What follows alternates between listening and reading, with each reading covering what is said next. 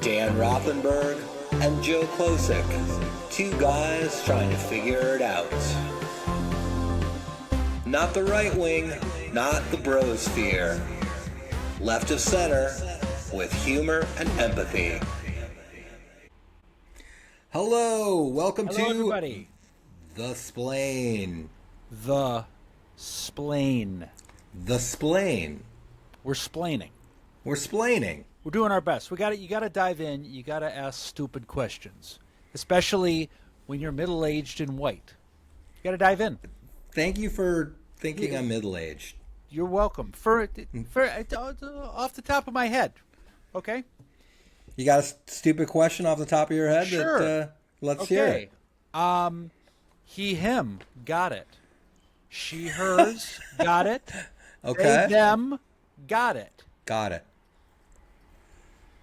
She, them, don't got it. All inclusive for women. No, that she, them. So some you're people's right. pronouns are she. Yeah. I'm she, them. Yeah. Great. I find it much more instructive to learn people's adjectives. Once you get if you've achieved she, why do you Yeah. got to go back to them? You know what I'm saying? I don't. She. Okay, if This is the modern version of who's on first. yeah, right. She's on first. They're on second. I don't know. And I don't know is on third. Okay, so here's my point. I say this with all respect. If you are she, why would you be she her? She them. Now when do you go she and when do you go them? And I've heard different versions of that. If you're out there, help us out. You see, here at the Splain, we're not judging. We're asking for guidance. We have staff standing by the phones right now to take your questions and answer your questions. Just help us out. That really. So yeah. My point is, so I've heard a couple different versions. One version is she them means she is my first choice. Right. They would be my second choice.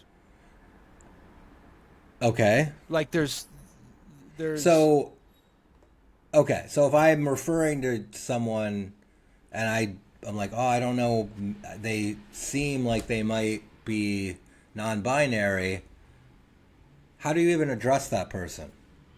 How do you well, you find out their Excuse me. pronouns. Okay, but let's say but that's just it. Like if I'm, excuse me, they. Right. Well, that's another issue. I'm not kidding, but I'm honestly like, hey, they. Well, that's another issue we've kind of talked about is, ironically, you don't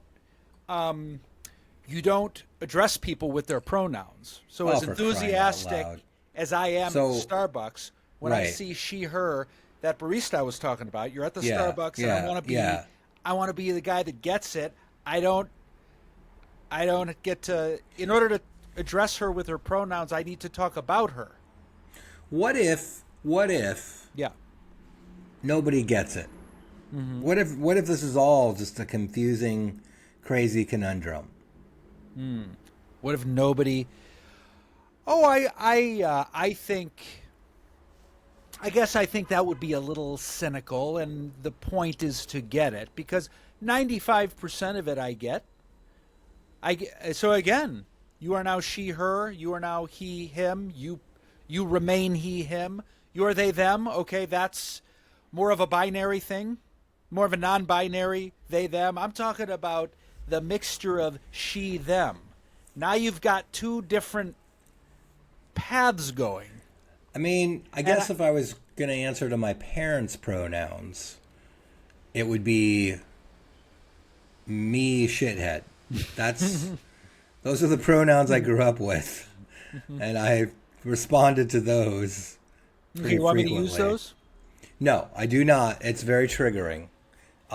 Anyway, let's check in. That is wow. The point is, here at the Splain, we seek answers. We don't always find them, but we ask seek answers, stupid and questions. we're asking the questions, trying to figure it out, as opposed to being now. So if you're out there and you're offended by this at all, and you feel like we're fumbling through this, it's better than being an old fart and saying, "Oh, the hell with all this." It's just Yeah, we are bunch of fumbling BS. through it. That's the We're thing. trying to figure it and out. that's a lot more honest, Right. right? To fumble through it and ask the question and Right. try to be sincere and have some fun along the way. Yeah. I don't know. So what's going on with you? Okay, so I don't want to brag, Dan, but as you know, as someone who was once very highly regarded in showbiz Yeah. and Yeah. appearing on many TV shows as a professional stand-up comedian, You're including that regional one we used to do regional TV show in Sacramento. Oh no! Oh no! You're No! not, No! okay, No! we're talking. No!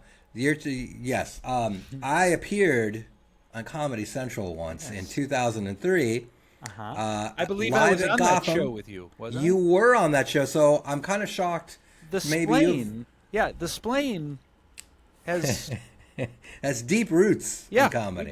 we've been on TV to keep going. Well, I received a from SAG-AFTRA. Thank God. I'm Yes. still active in the union. I got a residual check for my Comedy Central appearance back in 2003. Yes. And I'm too modest to say the amount, so I'm just gonna hold this up and see if you can read Okay. Joe exactly. Klosik. Yeah. Yeah, that's right, world. That's $0 Do you and have 2 to cents. spell the zero? Oh. It's such a fuck you, right? Oh God, you gotta spell the zero. The paper $0. costs more, the stamp, the envelope, and I know somebody had to write out. Holy shit! This is a suicide letter. $0 and 2 cents. Like why? Why even It's freaking not mail worth the this? It's not worth. It's Literally. not worth the ink. Have you ever heard the term? It's not worth the contract it's printed on. This is absolutely. It's true. so not. It's so not. It's Zero. ridiculous. How about just 2 cents?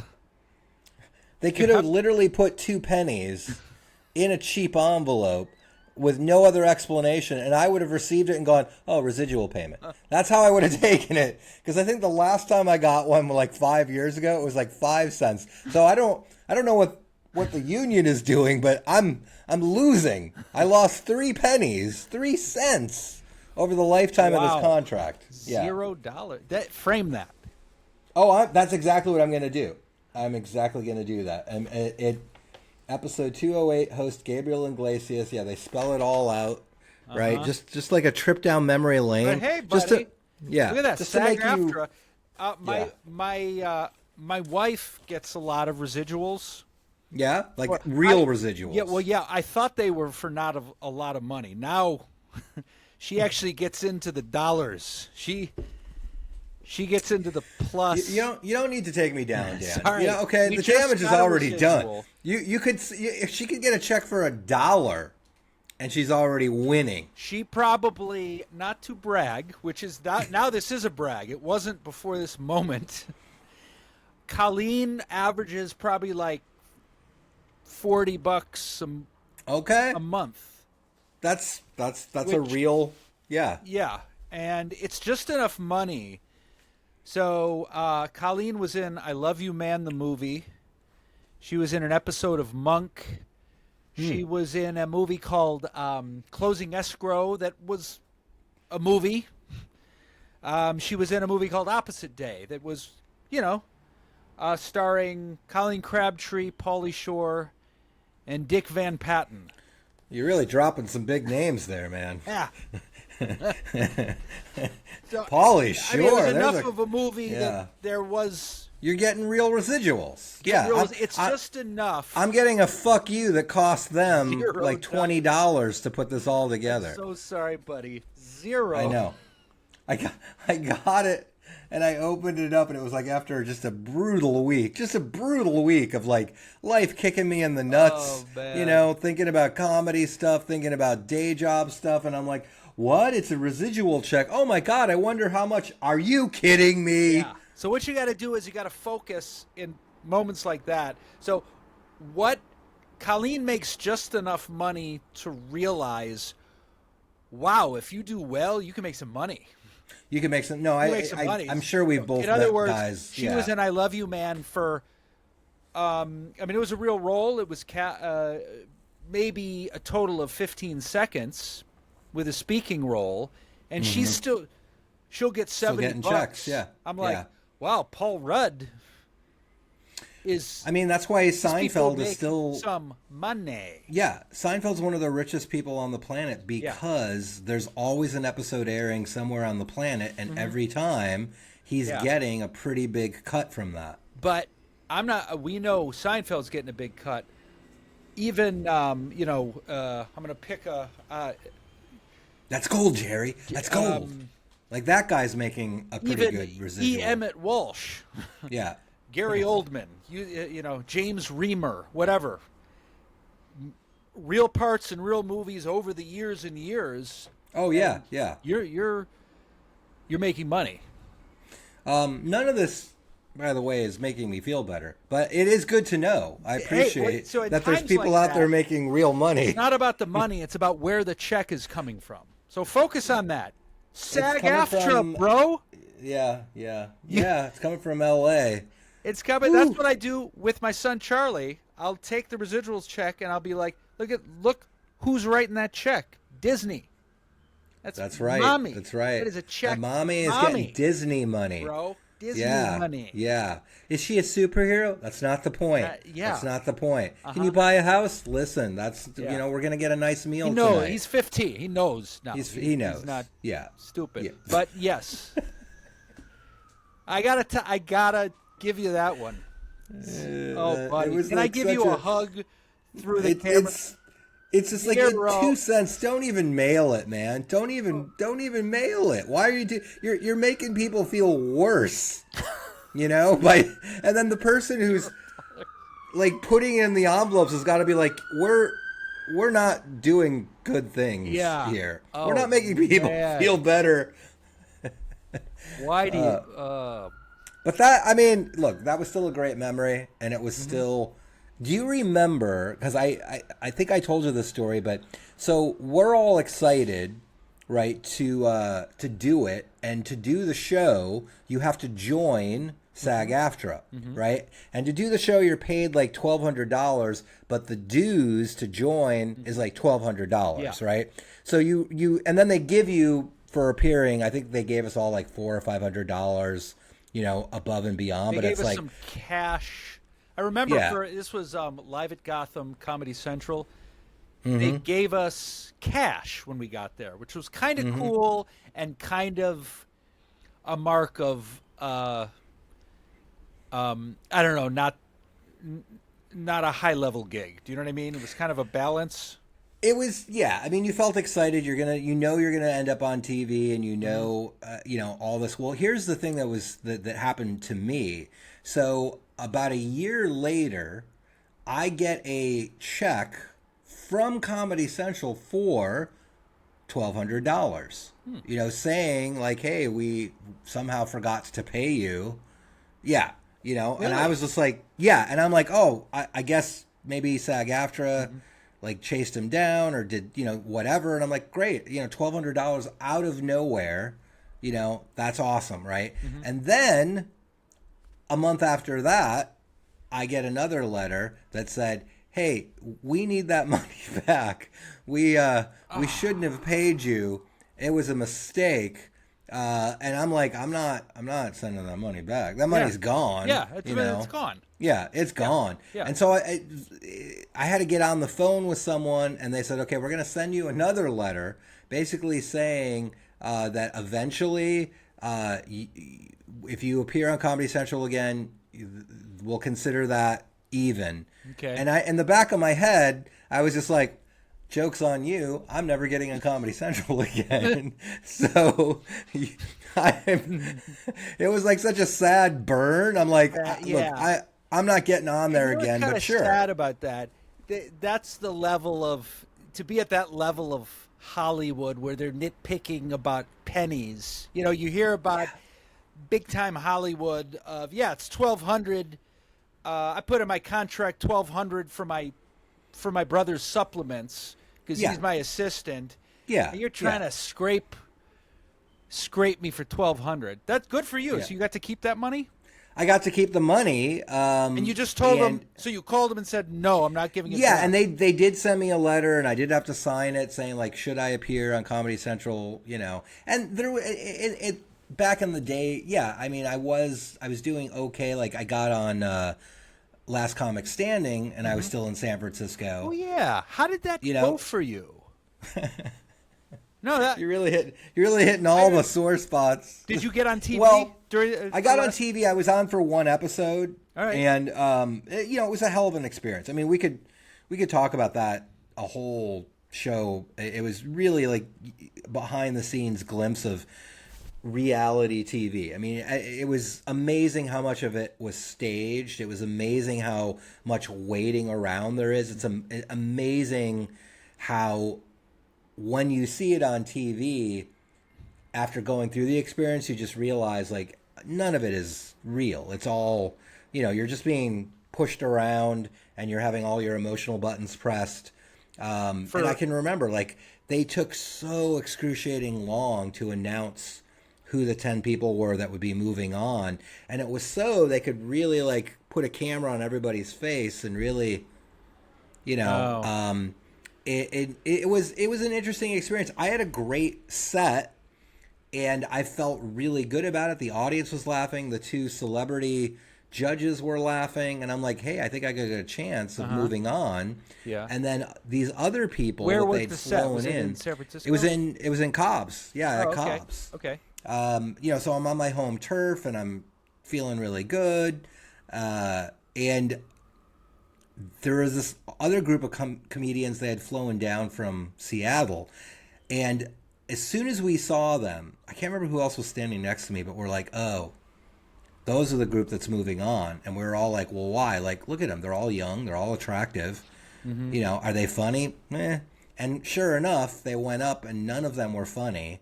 But they all, were like young and pretty and, had enough of an attitude and a vibe. And it's like, oh. But I still thought, like, well, no, I had a better set than all of them, and nope, And then at the end, the celebrity judges came back to they kept all the losers, in one place just to sequester us so they could get all the coverage of, like, oh my God, I can't believe I won, from the people that they wanted to win. They had to keep you around after. Yeah, they had to keep us around after. Okay, that's well, they wanted to just keep us out of the frame. Because I do remember, like, when we realized, like, oh, nobody still up there was moving on, a girl standing next to me just looks at me and goes, what do we do now? And I just, I look back at her, I'm like, I nothing. I mean, what do you mean, what do we do now? We're not... You leave. Go back to your life. Yeah. We leave. We go back to our... So we much wait for our... Right. So much of our show 2-cent check in 20 years. I've been told. Yeah. Yeah. But it was, it was an interesting experience. But anyway, well, okay. Now, yeah. here's the topic I want to bring, which I think works. Let's do it, buddy. I want to talk about something that is not. I've been thinking, Joe. You and I love to talk about comedy. Yep. And I want to embrace that at the same time, and maybe this is my imposter syndrome, or I kind of feel like I've been out of the game a long time. Who are we? There's plenty of comedians farther along that can talk about comedy, and I'm barely even a comedian anymore. But you know what nobody talks about that we can definitely talk about? Being losers? No, not quite. I wasn't going to put it that way. Okay. But seriously, the bottom of comedy, which you are not at. I want to give you credit. You are not at the bottom. You are at the middle. Nice recovery. You're at the middle, and it takes a lot of work to be at the middle. I remember. It's true. The more you talk about this, the worse it gets. Let me explain. Are we losers? No, we're at the bottom. Oh, but not you. Comedy. You're in the middle. It takes a lot of work. Oh my God. The reason there is a bottom of comedy where you even begin and hopefully don't stagnate at. That is so rough that nobody talks about it because it's too depressing. Mm-hmm. So, for instance, when you see think about all the movies and even Last Comic Standing, all of the media that focuses on comedians working their way up. It's focused on the clubs, Right. which are filled with comedians, many of which are doing very well. It takes a lot just to work clubs, Yeah. just to get into clubs. And there's this whole other layer that everyone has to at least begin at for a moment, at least if you want to get paid, of one-nighters and bars that is alive and kicking. Yeah. Yeah. That and what I find interesting is it's so depressing that no one even goes there. Do you know what I mean? No, like for instance, think about Andy Kaufman. Think about all the films we've seen about guys. You're performing for 20 people at the Improv at 2 a.m. Yeah. That's a step up. That's a dream come true. Right. That's a dream come true. For a lot of comedians. I remember being on the road and yeah, I mean, I've talked about this at storytelling shows. Right. Where and you're the kid. you're You crunching. have had some serious stories. You did, and just to let anyone who's listening, the difference between one-nighters and clubs is one-nighters is you're in and out in one night, you get paid, and wherever you're performing is not meant for comedy. No. So it's comedy night at the Sweet River Saloon, comedy night at the Reading Red Lion, comedy night here. And so you're turning off football games that people want to watch for them to shift over and watch you.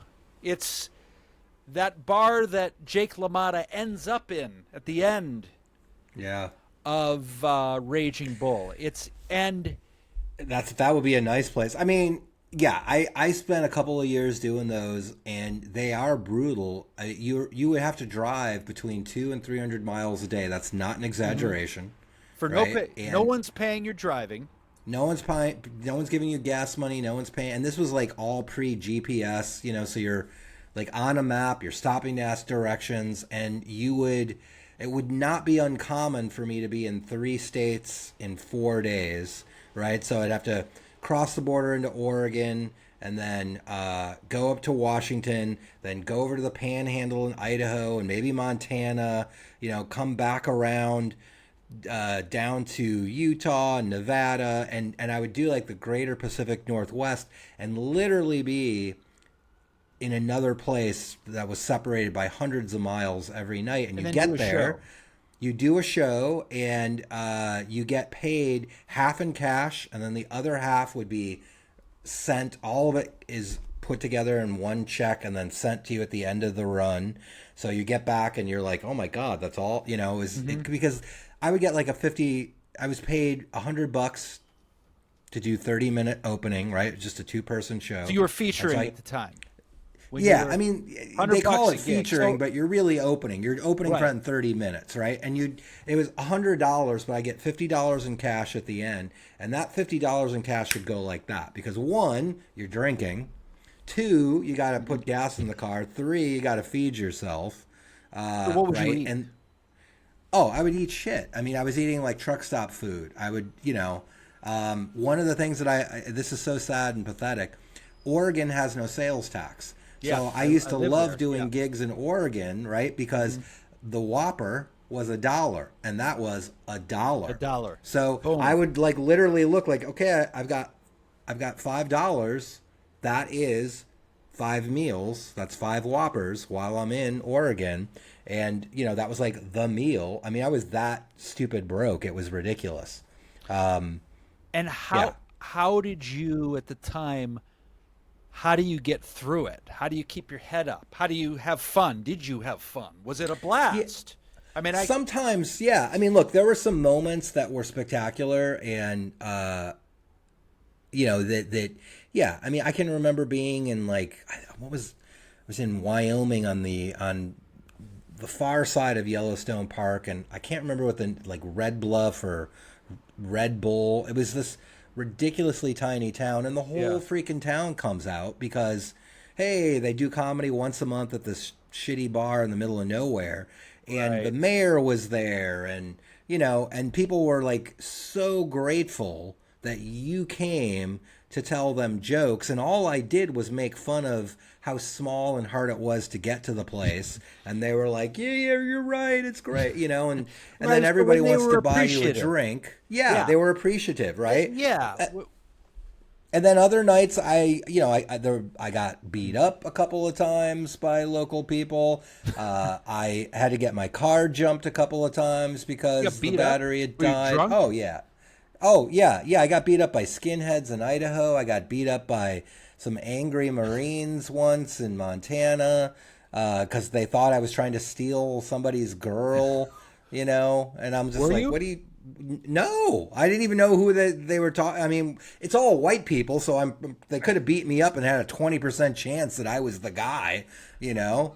I mean, yeah, there What does were beat like up mean? You got hit in the face? like beat up, like like a black eye and messed up, and the cops would show up, and the cops are just like, well, you must have instigated Billy Bob because I know him. He goes to my church.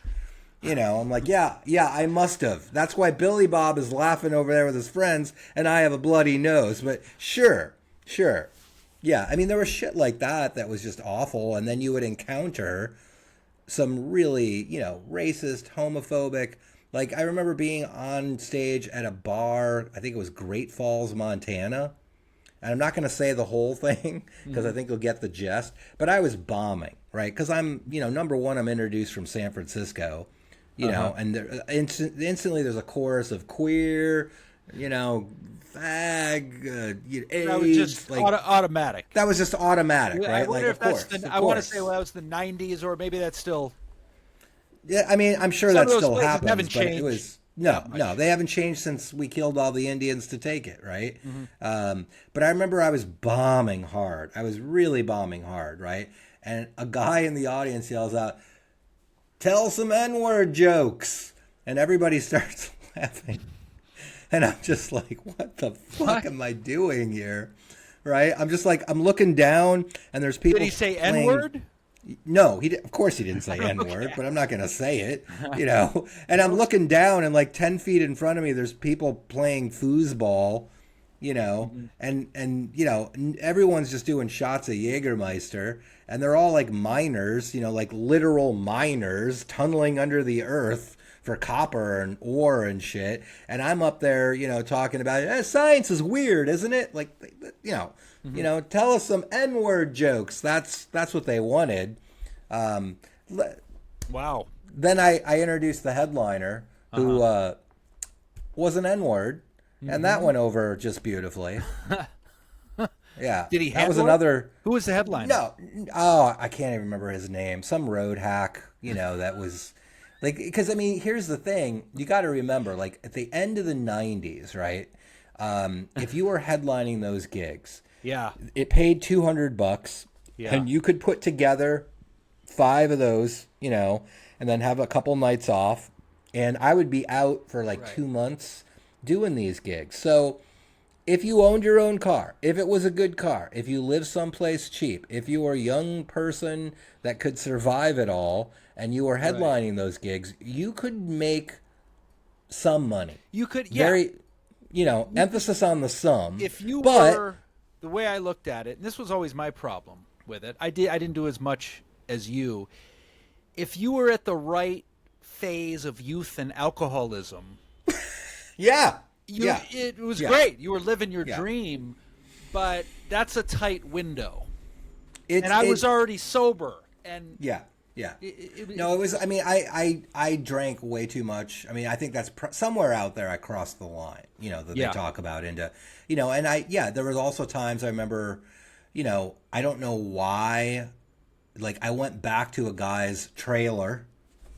That just sounds bad right there. Because he was going to sell me weed, and I was in like Wyoming, right? And no, he wants to fuck me because he's closeted, and then he's showing me his guns, and I'm just like, I gotta get the fuck out of here. How'd There's you know too he much. wanted to fuck you? He told me I want to fuck you. Yeah.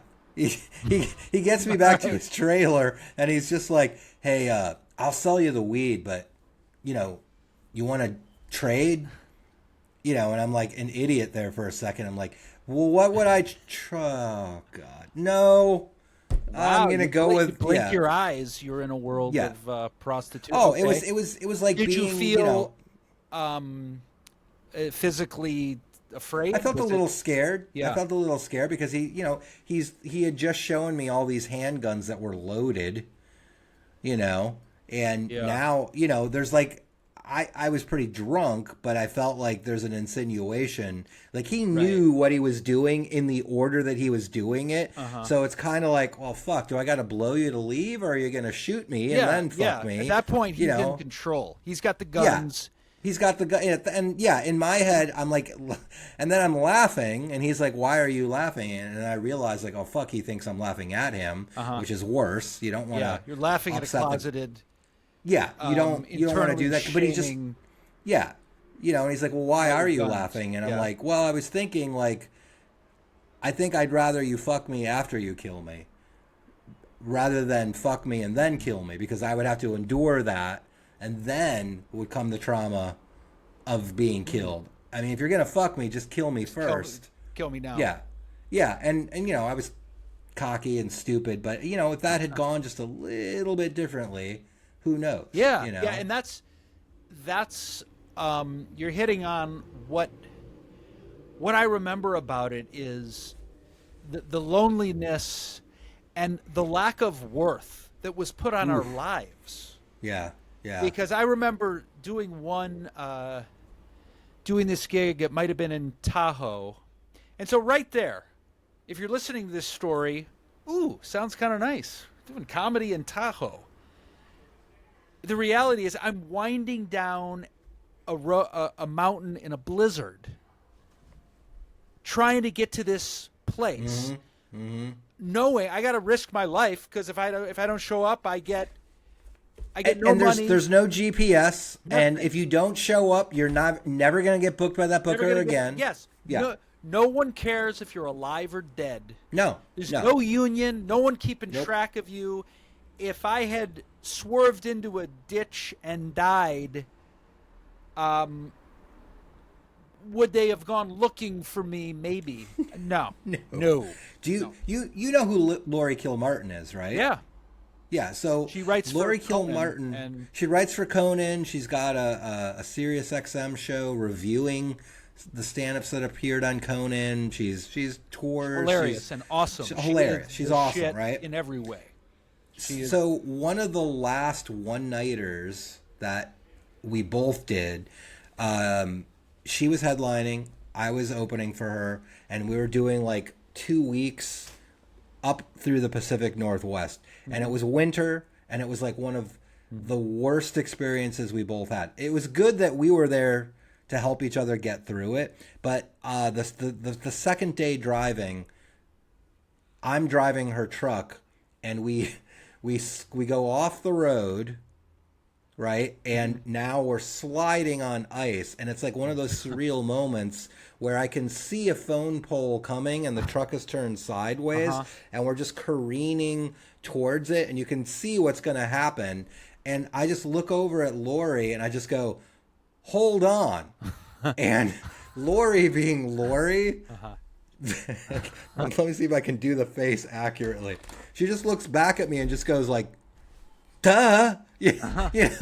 Like before we hit the thing and die, she's like, that's fucking obvious. It was like so sarcastic and beautiful. Right to the And then end. we hit Wow. the thing, Yeah. and we get out, we look at it. Okay, not much damage. We get back in the car, we get pulled off the road, and then, onto the gig. And then a week later, she's driving.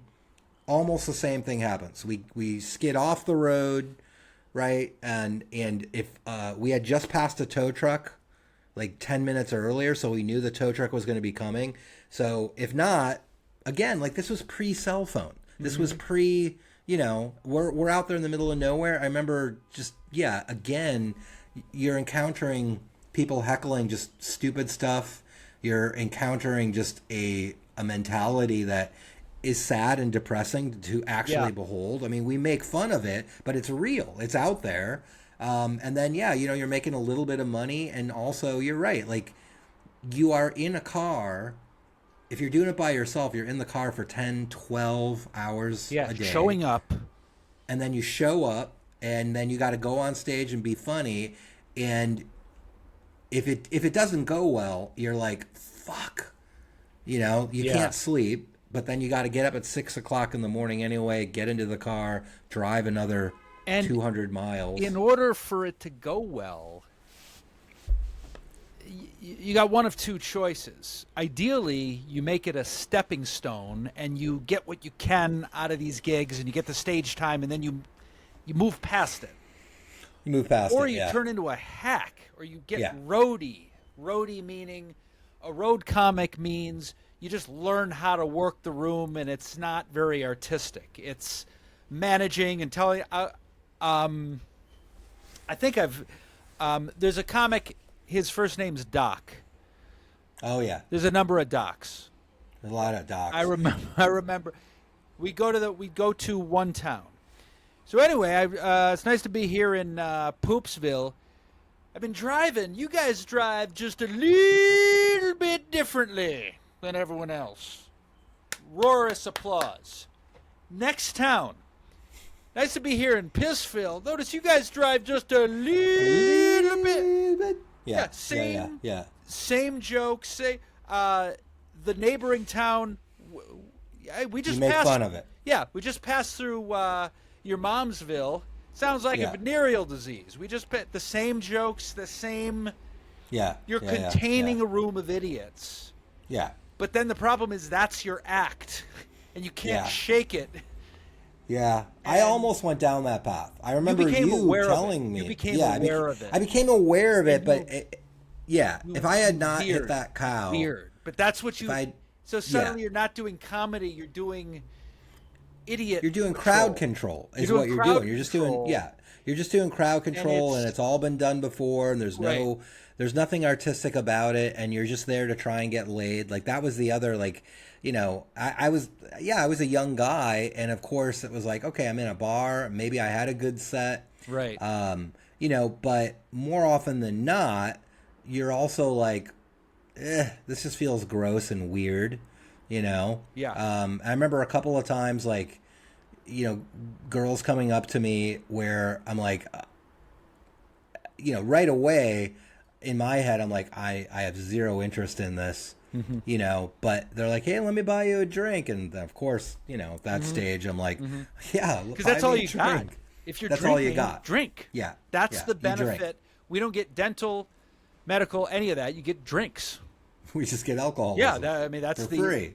That's the benefit package of being, a comedian. But I do remember. Go ahead. There was a couple of times where I went back to a girl's place, and you know, I remember getting in this one girl's car. Not to interrupt, every place you go to, you could disappear. Well, this is the thing, no right? One's so keeping track of you. You're going in to buy weed. These are not big places. No, no cell phone, nothing. No, you're like in Montana. You're in Wyoming. You're in Montana. Guy with Eastern guns Washington. Wants you to blow him.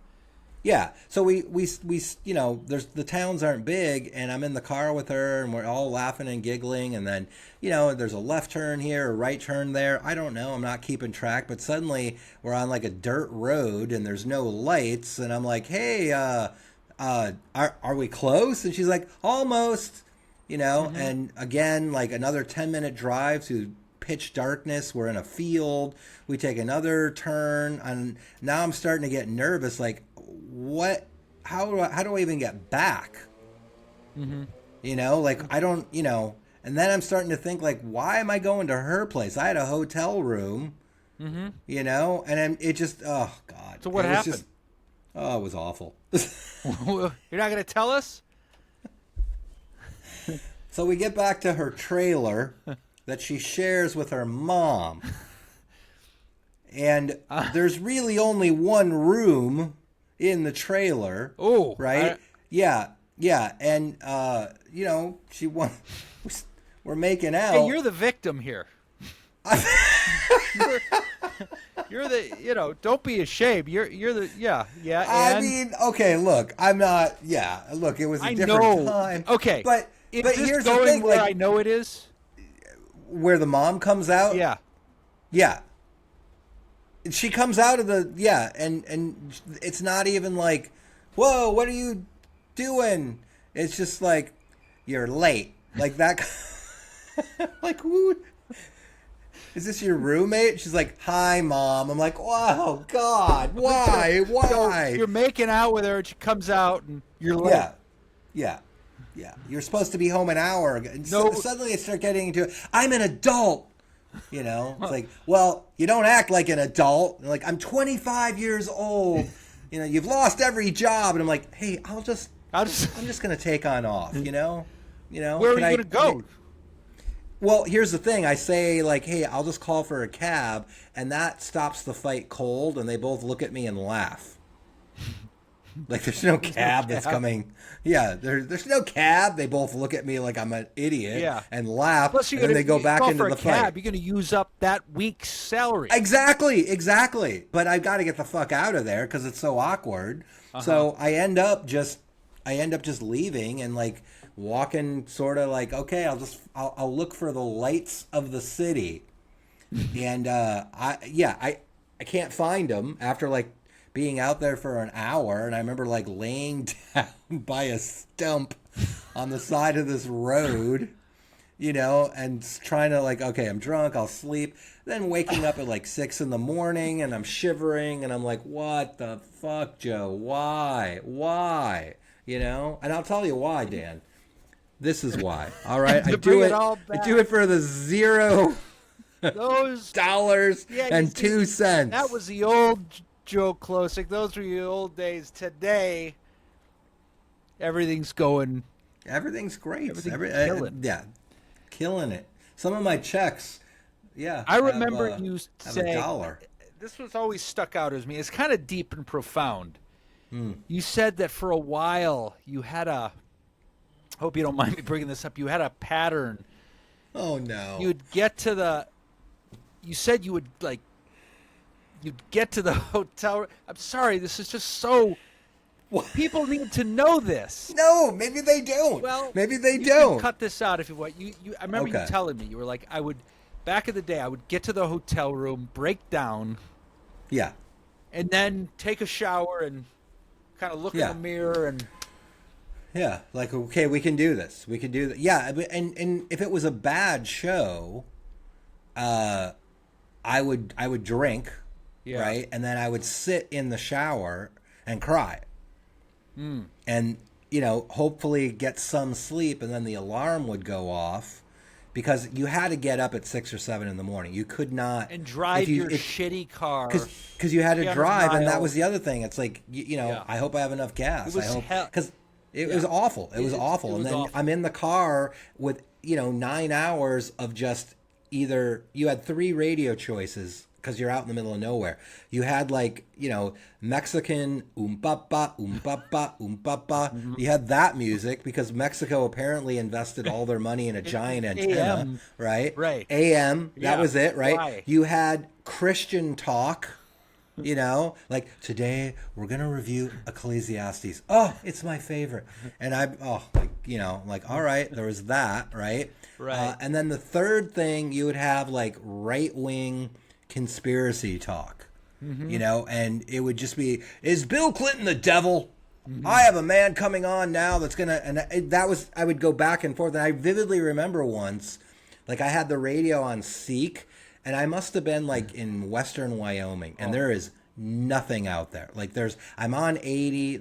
It's like the surface of the moon, and I'd forgotten that I had the radio on Seek, right? And it couldn't find anything. So I was just like, it's late, I'm driving, and suddenly it finds a radio station, and it's a Christian station. So suddenly the speakers just boom, God is watching you. And I almost swerved off the road because it was so like, oh my God, what happened there? Oh, poor Joey. Yeah.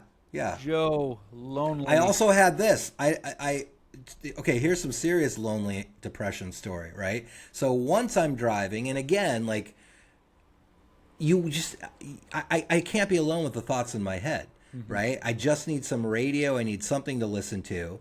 And I come across a station that's like, do you ever feel yourself not sure of things? Like, that's the first thing I hear. I'm like, Yeah, okay. Do you ever feel like you just need other people to make you feel good about yourself? And I'm like, yes, I do feel that way.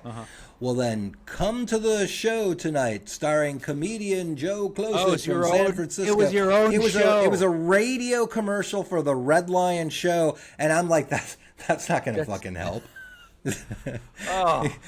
And those people had no idea how much of a show they got, because I'm like, oh, it's great to be here tonight. No, it's not. I almost committed suicide to the sound of my own commercial. To the sound of your own show. But you picked it up, probably had a great show. I don't even remember it. Probably not. I mean, they were all, to me, they felt like at a certain point, I always felt like, okay, I want to get them, but I also started to become acutely aware. There's no way I'm going to grab this crowd because what I want to talk about and what they think comedy is, it just doesn't align. And honestly, I'm not saying that like being mean to them. I'm just saying, like, if you're coming weekly to the comedy show and you're being exposed to docs, you know what I mean? Like that level of comedy, and then somebody shows up and you're trying to talk about, you know, some science and philosophy. Because I wanted to do that kind of. Why were you doing those gigs? So typically, if you want to be an artist, you stay near the city and branch out a little bit. You were going Road Warrior. Why did you do that? I was going Road Warrior because, one, I thought, hey, it's cool to be able to say I am a professional comedian. Yeah. Two, I thought, well, I'm paying my dues. This is just, you know, I'm going to get ahead faster because I'm going out there and performing. And I also, there was like this romantic young man version of like, I'm seeing the country at the ground level. And every once in a while, for like all of the shitty places that I drove through that I would never ever be at unless I had a show, I saw gorgeous scenery. I mean, some amazingly beautiful parts of the country that, you know, going through Yellowstone was an incredible adventure. Yeah. There's always going to be something. Yeah. That's the part of the road I miss, was there was always moments. Yeah. There were a few. You meet someone, you hang out, you meet a cool person that takes you in for the week. And again, that happens more when you're at a club. So you get $500 for the week, which is still shit. But you can kind of stay put and get to know the town a little bit. But it was all about, I remember, and that's kind of the bottom. I remember Al Madrigal saying a funny thing to me. He was a little bit of my mentor back in the day. He was here and I was here, but we were both in LA, and he was trying to help me. And I remember him saying, you know, it's been hard. He said, I was doing this gig in probably at the Harrah's, Vegas, something where, it takes a lot of juice to get there. Yeah. And then you're there, and you're not getting rich and you're not getting famous, but it probably takes an agent to get. And he said, so I was working with so and so, and they said to me, "Welcome to the middle." And that always resonated with me. You're in the middle. It takes a lot of work. It takes a lot of work. A lot of to people get would there. kill for this. Yeah. Yeah. That being said, it's just the next level. You're stuck. Yeah, and I think there's a lot of people that are stuck at every step there is, and the way that you really deal with that, or you grow hopefully at one point or another, but a lot of times, you know, like the hacky comedians made fun of the town they were just in. You make fun of the people that are just a level below you, you know, and that's how you tell yourself, like, no, I'm going places. I'm doing okay. But you start to realize, like, oh, you know, I'm probably the name that somebody a level up is going, like, and Joe Klosik, like that guy, he's been stuck in San Francisco forever. I heard he got a 2-cent check. And on that, ladies and gentlemen, it's the bottom of comedy. It's not spoken about, but it's. I'm sure glad I did it, though. It's an experience. It's an experience, and I got a lot of stories out of it, and I did. We haven't even scratched the surface. Oh, and there were some adventures, and there was a couple of times, like I just remember being in the Southwest in the desert and just stopping my car to get out and turn everything off and just look at the sky, and it was so quiet, and I saw stars like I'd never seen before or after, and just realizing, like, okay, comedy brought me out here. Well, actually, I got in the car with this crazy girl, but still, you know, these stars are gorgeous, and if the Yeah. wolves don't kill me, I might make it back to town by next week. Amen, brother. All right. Like and subscribe. Subscribe to the Splain, and we'll maybe next week we'll be talking about. Well, who knows what we'll be talking about? It's your week next week. Oh, we're gonna get deep, brother. All right, we're gonna get deep. I'm gonna find something in your past that hurts you. All right, you and got talk it. about it. We'll see you next week, everyone. Peace out.